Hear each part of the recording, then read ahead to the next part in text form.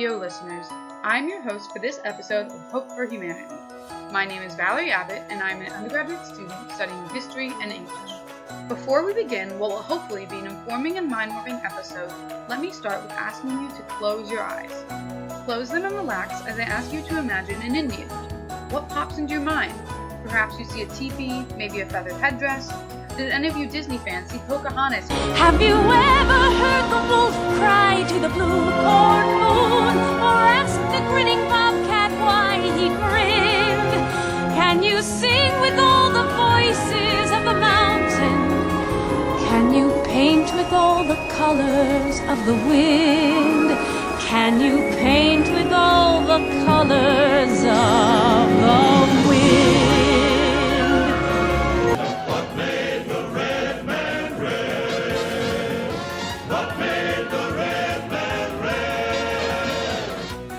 What time period your brain is operating in? Is it the 1600s, perhaps the wild, wild west of the 1800s? Now focus in on one actual individual you picture. How are they dressed? Are you seeing those long braids, perhaps a war-painted face? Well, the purpose of this broadcast is to hopefully shatter that image, because most people imagine an Indian existing over 100 years ago, and their image is wholeheartedly false. In popular media, the stereotype of a Native American is easily recognizable. Tomahawk, bow and arrow, feathers in their hair, and a thirst to scalp you. If you ask most people where Native Americans live, they would probably tell you that they live in a teepee. However, again, this is not really accurate at all. Even before so many of the natives were killed, a good many of them did not live in teepees at all. There were many different forms of dwellings used by different tribes in different regions. It is at this point in the episode that I want to make a couple of things very clear. I am not an expert on this matter, and I am not a Native American. This is important because I do not speak for Native Americans on this issue. I am simply a college student who took a course on contemporary Native American literature and art, and I was exposed to this misrepresentation of Native Americans in popular culture. Once again, only Native Americans can represent Native Americans.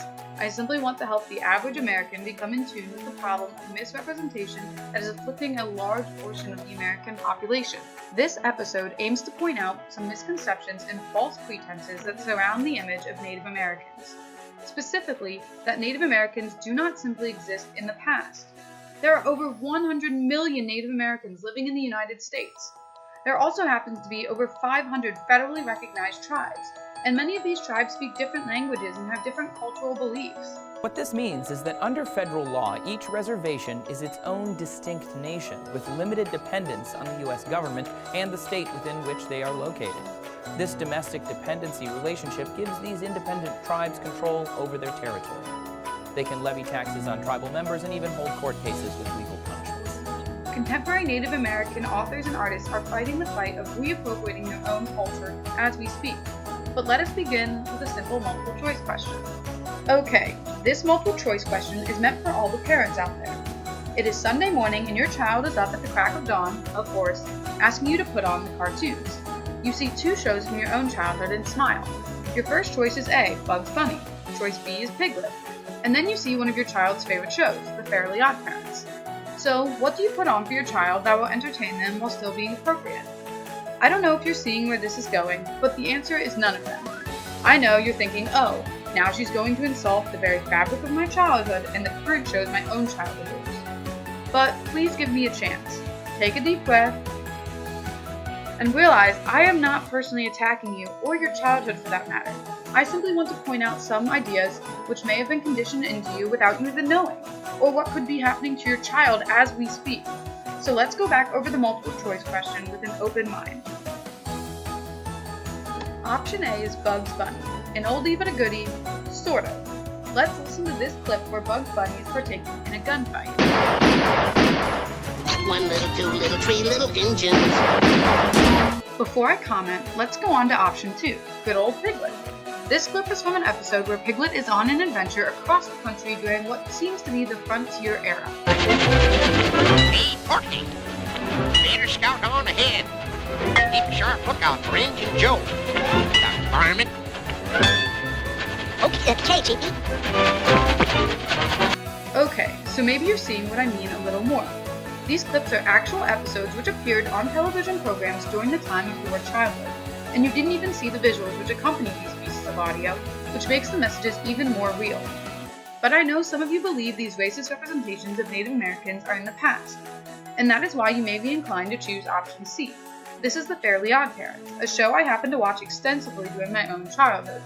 So let's hear what Wanda, one of the main characters, has to say during one of the episodes. And I am his trusty Native American sidekick, Dances with Wands! Now, while this may not seem as bad as the first two clips, I would argue that it in fact might be the worst. Either way, Native Americans are being represented or having their image stolen by popular culture in many different ways. I have chosen to emphasize cartoons because of their viewing audience, children, and this has been happening since cartoons gained popularity. The point of this rather long multiple choice question? To show you that the issue of Native Americans being represented in popular culture is something you have a biased opinion about. Your childhood brain may very well have been conditioned toward unfair representation of Native Americans without you ever realizing. I have most definitely seen every episode of Fairly OddParents throughout my childhood, but I have no recollection of this racist comment, which means when I viewed it, I did not see it as wrong or outlandish, as something that would stick in my brain as false and just plain wrong. So this bias, cultivated since childhood, needs to be kept in mind. To try and up my credibility, I am bringing in Marlon Brando. He is known for many great performances, but especially for The Godfather. He addresses the issue of Native American representation in the film industry. He was trying to tackle this issue in the 1970s, and it is still an ongoing battle. Indians have been tragically misrepresented in films and in our history books, in our attitudes, in our reporting. And so we must set about to re-educate ourselves. So, to clarify, Native Americans have been falsely represented in popular culture as long as popular culture has been a thing. And this is a problem because this is where most people get all of their information concerning Native Americans. I will be the first one to admit that I never had a long and extensive talk with a Native American. I grew up in suburbia, attending a school which was predominantly white.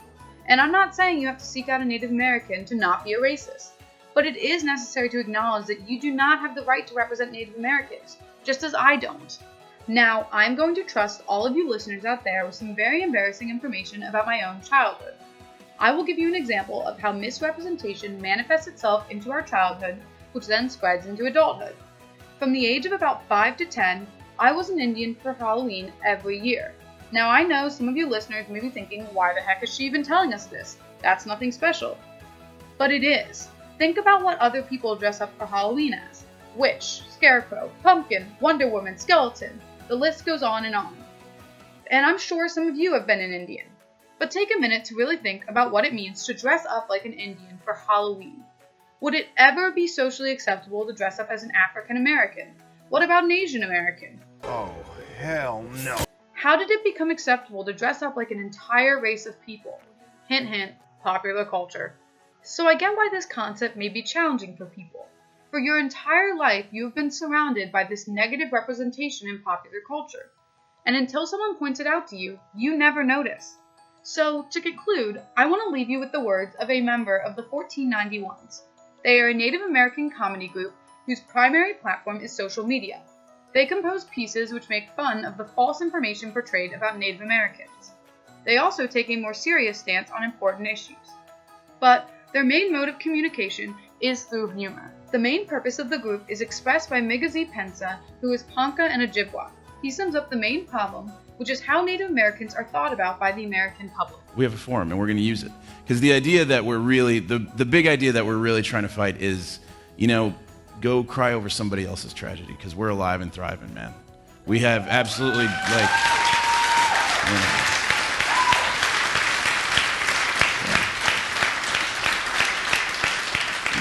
there's a lot of different issues going on, but the thing that gets forgotten in the middle of all those issues is that, we're modern, man. We're human. We're here. Thanks for listening. This show was recorded, produced, edited, scripted, and funded by Valerie Abbott.